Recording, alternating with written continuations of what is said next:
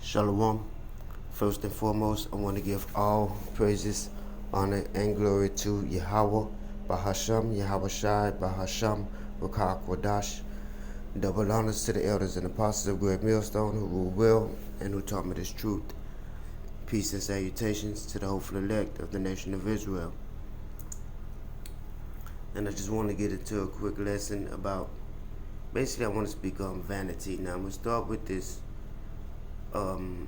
Ecclesiastes chapter 12. I'm going to start at verse 7.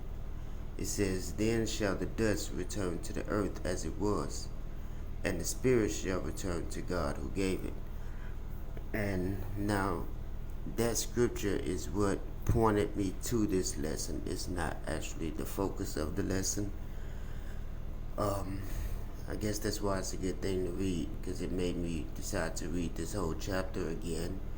This scripture is a scripture that I brought out just a week ago, almost a week ago after at my mom's funeral, and I brought that scripture out, just to say that basically this is what comforts me, knowing that all spirits return to the Lord that gave it. That comforts me, knowing that there is no hell, but all spirits return to the Lord that gave it. So I know that my mother is with the Lord now. I don't know what her judgment might be, because she wasn't in the truth, but I know that right now she's at peace and with the Lord, and I just find comfort in that. But like I said, that's not the focal point of the lesson. I want to get to verse 8. It says, "Vanity of vanities, said the preacher. All is vanity." Okay, and that's the point of the lesson. Everything on this earth right now is vanity. Okay, I'm gonna get that in the blue letter. I want to look up that word vanity. So let me get that in the blue letter. I do want to get this scripture here as well, but give me a second. I'm probably gonna stay in the blue letter.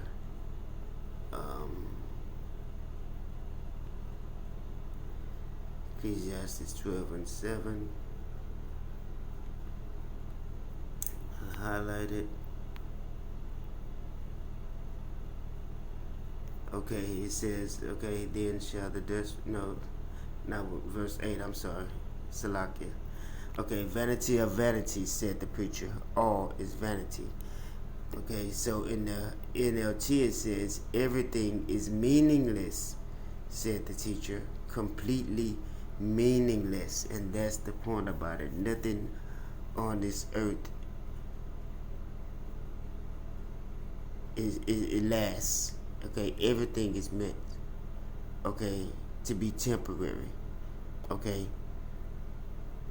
everything is meant to be temporary on this earth. Your car, your house, your money, your whatever valuables you got, your whatever your sentimental things, and all that is all vanity.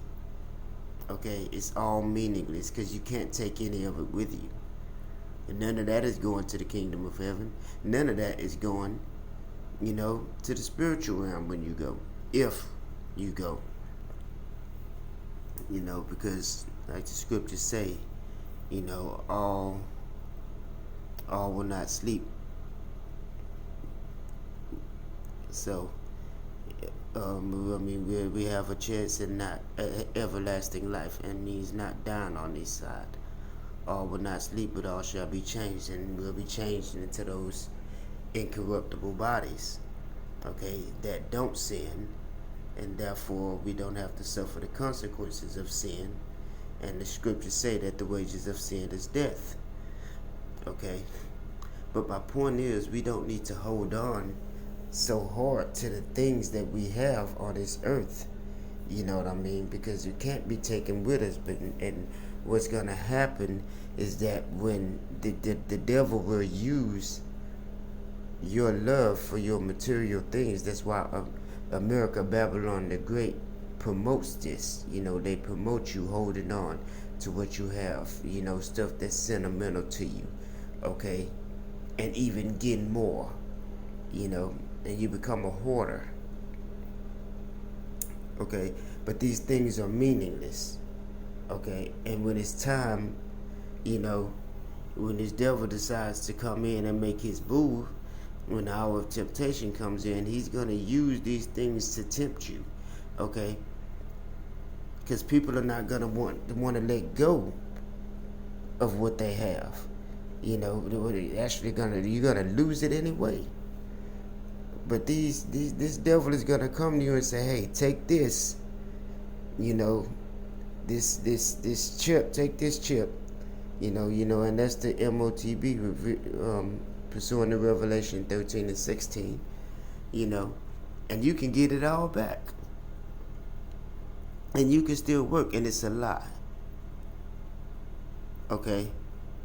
After he already told you that the plan is for you to own nothing and be happy, yet it's still he will cunningly tell you, take this, and a lot of people are gonna do it because they love what they have. They love the life they have. That's why the scriptures say the elect, they love not their lives unto the death. And that ain't when we don't love our lives, that means everything included in our lives. We don't love it at all. Now, we love our family, we love certain things, but not to the point that we look back like Lot's wife. Okay?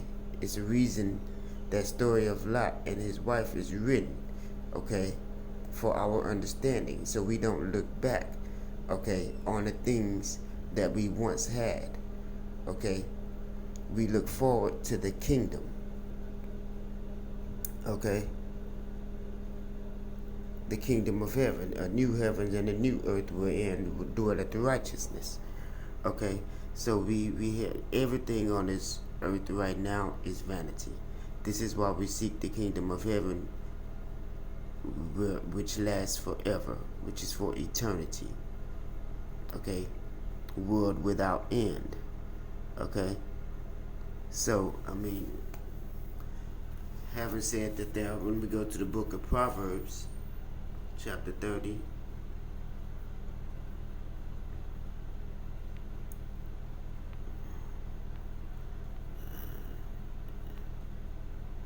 Is it 18? I had it highlighted.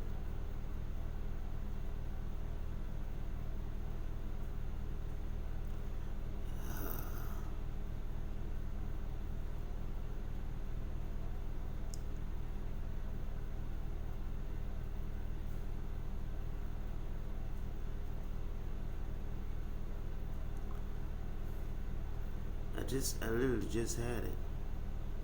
I thought it was in Proverbs. Let me see.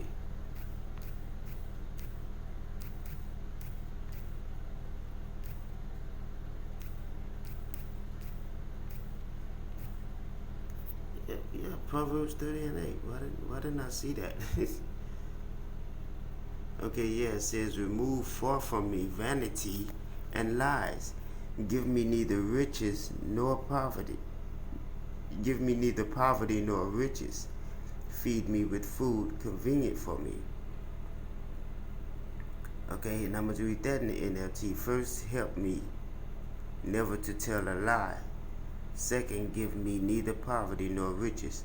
Just give me just enough to satisfy my needs. Okay, for if I grow rich, I may deny you and say, who is the Lord? And if I am too poor, I may steal and thus insult God's holy name. Okay, and that's the point. You know what I'm saying? We're not in this world to be rich, Right now, this is our captivity. We are still yet this day in our captivity. Okay, so we don't need riches. Okay, and if you notice people when they got riches, basically when you got more than what you need. Okay, you deny the Lord, you get proud. Okay, and you start thinking as if this is something you worked so hard for yourself, and so now you're proud of yourself, and you don't give thanks to Yahweh Ba'ashem Yahweh Shai. You deny the Lord. Okay, and then when you poor, when you have too little, you know, then you sinning because you going out stealing. You go steal, or you get, or you choose deceitful ways, or malicious ways to get what you don't have. These things that you do need. So we just pray for the things that we need. Pray that the Lord keep us sustained. We have to learn contentment. Okay? Be content with what the Lord gave you. Because see, part of walking in straight gates, okay, it's understanding that we have to learn the struggle. Okay, and us struggling the way that we struggle, that's our right. That's one of our rites of passage to the kingdom. You know. Matter of fact, Ecclesiasticus. Let me go back to the other Bible app. Ecclesiasticus. That's the book of Sirach, also known as Sirach, chapter 2. Let me see what verse it is. It says, "Whatsoever is brought upon thee, take cheerfully, and be patient when thou art brought to a low estate. For gold is tried in the fire, and acceptable men in the furnace of adversity." Okay, and that's the thing. So when you lose things, you know, when the Lord brings you to a low estate, you know, that's simply put, you know what I'm saying? It said, take that cheerfully.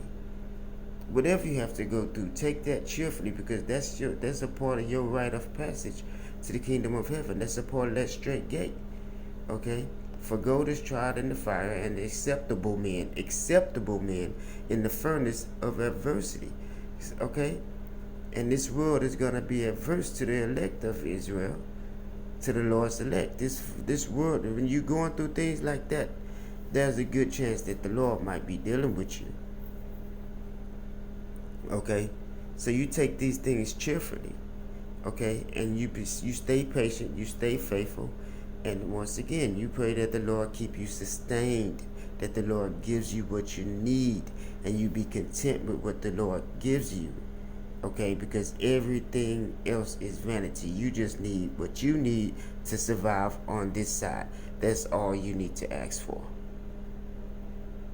What you need to get through, to endure to the end. The scriptures say, "He that endureth unto the end, the same shall be saved." So give me what I need just to endure to the end. Everything else, these people can have it. Let these people have it, man. It's theirs. Okay? That's why the scriptures say, "Woe to the rich, because you have received." What is it? You have received your consolation. Okay, you got it on this side, you're not going to have it on the other side. I'd rather suffer now so I can win later. I'll lose now to win later. I'll take the L now to take the W later in the kingdom. Okay? And so that's kind of what I wanted to get into. It's just about being content, you know, and not being caught up in the cares of this world, not being caught up in the materialistic things of this world. You know, be thankful for what the Lord has given you. Okay? And when the Lord blesses you, hey, be thankful. And again, be cheerful when you're brought to a lower state, because that's part of going through that fire, that furnace of adversity, that all acceptable men have to go through. Okay? And we men of the Lord are going through it. You know? But hey, we got to take that cheerfully, you know, and stay faithful, stay patient. You know, wait on the Lord. Matter of fact, that Revelation 10, because I spoke on the hour of temptation. Salakia. Let me just do a search.